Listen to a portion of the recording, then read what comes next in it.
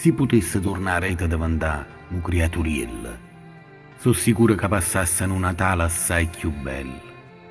Mi paresse innanzi all'occhio un'altra volta a papà mia, che tornando da apoteca mi portava l'allegria, con un vaso, una carezza o soltanto una guardata, vinta niente mi cagnava il sapore in una giornata.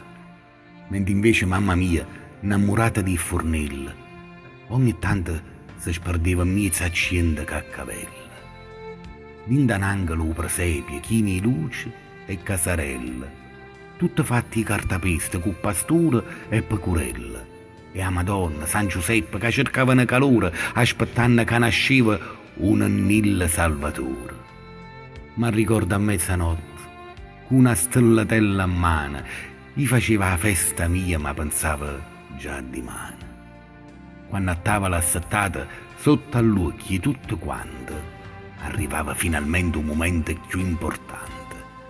A papà umannava i pressi con una scusa in da cucina e a nascosta sotto il piatto ci metteva la letterina.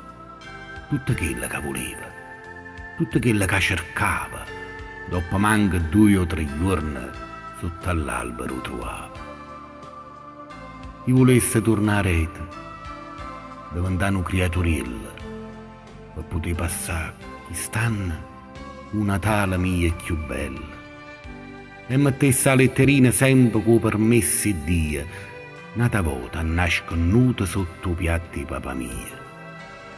E 2 cose ci cercasse, senza farle esagerato, tanto amore e tanta pace, con un mondo che è cagnato.